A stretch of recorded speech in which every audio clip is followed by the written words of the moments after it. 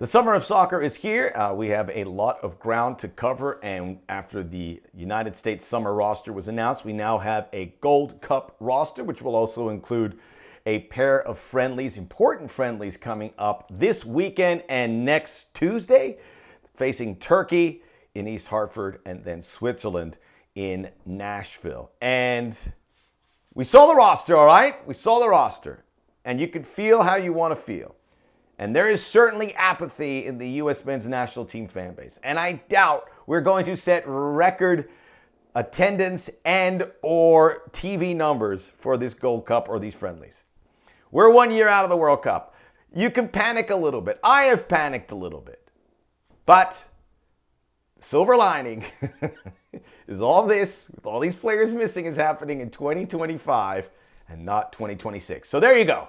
We'll break all of that down here on the Soccer OG. Like and subscribe. Hit the thumb button. Subscribe to the channel under my name, Max Bretos, if you have not. We're looking to get to 5,000 subs by the end of this summer, hopefully with a lot of good news by the time we wrap things up. Leave a comment. I love the discourse. Question, comment, complaint. I am here for all of it, and I love to exchange thoughts with you because there's a lot on our plate right now. It's all happening. And the United States announcing their roster, and I don't want to mention this like a crutch, but 15 MLS players, but that is how we gauge it, because let's all agree our best players reside in Europe. That's where these players want to go, and that is where they view the next step. We have a problem because the players that have gone to Europe have not figured out how to balance club and country. It is a new phenomenon. We have to deal with it, but right now, it's not working. Perhaps after I think this is a generation or two thing where players kind of go and it becomes a priority. Mauricio Pochettino talked about the priority that if you're in Argentina or France or Spain, if they tell you to come to play the national team, you drop what you are doing. And I'm not saying our players don't, but they go, that's what's happening. And I don't want to, look, these players have so much on their plate. And there are players. And I will support them. But it is a hard job, man. It is a hard job to be considered the best of the best. Or maybe some people are suggesting, come take it a little bit off the boil with your club and make that priority with your national team, especially in a time like this. So the roster came out, 15 MLS players. Yeah. And there was a cavalcade of players pulling out of this camp, which kind of shocked everyone. The latest is Serginho Dest, and we can't lump too much pressure on Dest's shoulders. He just came back from injury. To think we'd just pop him in and he would be the explosive Dest from years past is folly and naive. After seeing him in training for a few days, I'm sure they had their best hopes in place. The Dest team, the U.S. team, said best for him to continue training on his own. Precaution, it's fine. On its own, it's fine. But in the bigger picture, you get a little worried because the Dest news came after Zach Steffen pulled out, Patrick Schulte came out, Flo Balogun, DeJuan Jones, Sean Zawadzki. This happened after we, in our last video, talked about Christian Pulisic saying that he needs to heal up his body. Look, just in postscript with the Christian Pulisic situation, we're looking all over the world. And look, if he finished the season and had surgery or something, then I'd go zip. But you look at the Nations League and you're watching the best Spanish players and French players and German players and Portuguese players, and the rosters for these Gold Cups are by and large the best players. Christian Pulisic is an outlier in his decision. He's not the only one, but it is an outlier in the big picture of things. I am faithful that Christian Pulisic is the kind of player that can come back, flick the switch, and be a really important player. His spot on the 2026 roster is not in peril whatsoever. That is on top of Anthony Robinson, who did go under the knife in his postseason. Weston McKennie, Gio Reyna, Tim Weah are part of the Club World Cup. And I would say this specifically for those three players, maybe not everyone in the Club World Cup, but that takes probably priority. You'll never get to play in the Club World Cup again for lucrative and commercial reasons across the board. You've got to do this. You've got to do this tournament. Even if it falls flat, which it's not, you've got to do this. And then Yunus Musa, who is a big mystery. His spot may not be locked down. I can't imagine Mauricio Pochettino is thrilled with the way the Musa thing has gone.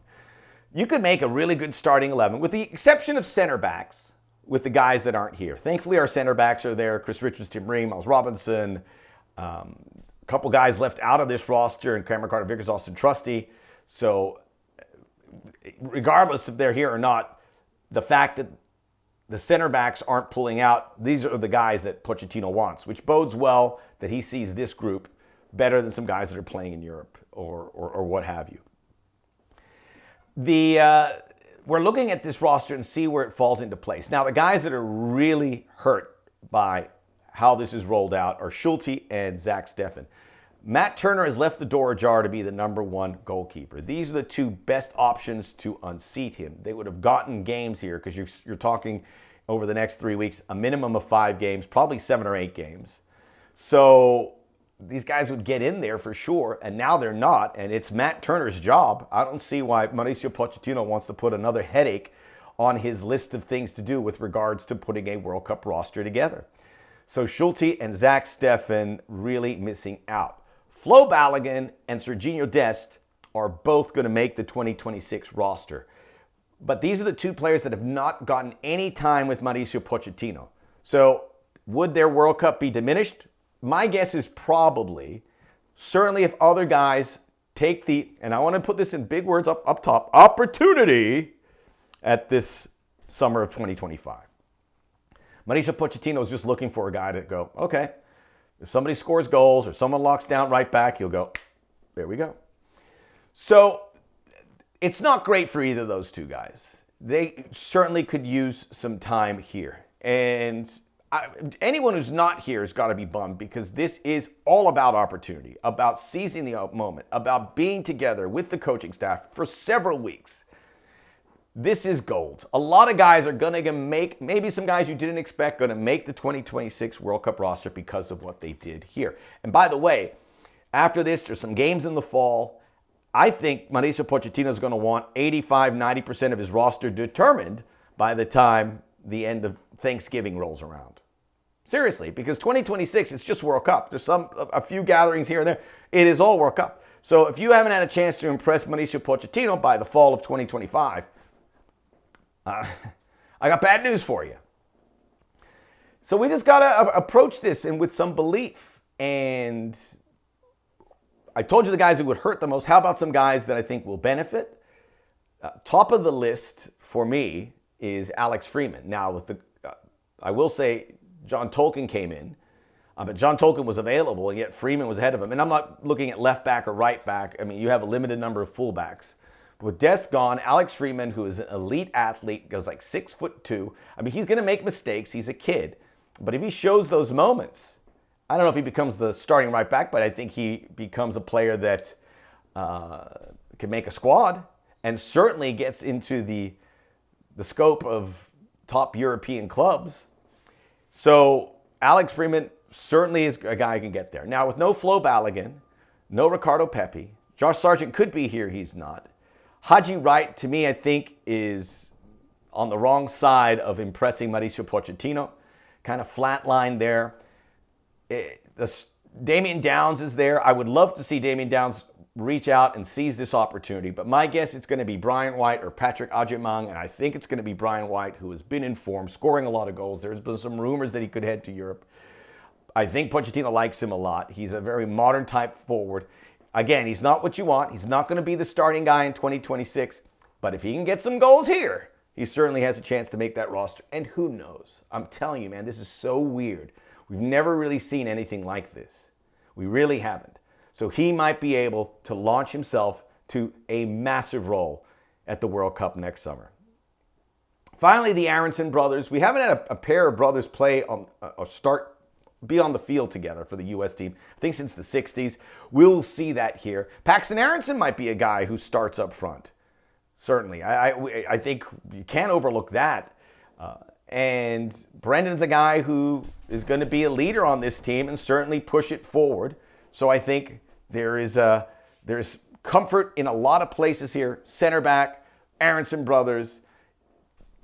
There are 5 or 6 guys I think that will lock down their start. Turner, Richards, Tyler Adams, maybe Cardoso, and that may be it. So maybe I'm overselling it a bit. But there are a few there. So what can this team do? You've got to perform. And They should win their group. Maybe the Saudis get ahead of them, but you should win their group. Remember, the Gold Cup is a home tournament. And then can you get through in those quarterfinals? You are the fourth best team in CONCACAF based on the Nations League. Canada has passed you, and they don't want to be passed again. And outside of Alphonso Davies, they pretty much have a first-team group. And it'd be hard to see USA pushing Canada here when they're into this process now of the best we have seen from Canada. Mexico, a little different because Monterrey and Pachuca are in the Club World Cup. They can't select those players. Henry Martin is injured. They're going to miss 4 or 5 top players, but nothing compared to what the U.S. is dealing with. So Canada and Mexico both ahead of the U.S. And probably put Panama there. I'm tired of overlooking Panama. They are always competing. They almost won the Gold Cup last time. Why can't they win that? They almost won the Nations League in March. So those are 3 teams the U.S. has to overcome. The limit here is you've got to make the semis. Anything less, and the malaise for the World Cup will hit an all-time high. If you can get a win in the semis, and I'm not sure who they'll play. I was looking at the bracket. I couldn't make it to see who plays who. The USA are in Group D or C. So matchups are everything. They can beat everybody here, even with this roster. They can beat everybody here, but they're going to need really good coaching, a good performance, watertight defensively, and a handy goal along the way. If they can do that, reach a final, we can start ramping up again. And get the attention of the players that aren't here. They need some inspiration. They need to see the guys that are fighting for the flag and doing everything to lift this team. And Mauricio Pochettino knows that. So let's get in together, all right? Let's enjoy it. We will be here to recap the game on Saturday against Turkey. We'll be here to get you ready for the Gold Cup. I'll give you my predictions, projected 11, yada, yada, yada, as we get a bit closer. That will start on the 15th for the U.S. Until then, keep your heads up. Like and subscribe. You know what to do. Don't leave here until you've done both those things.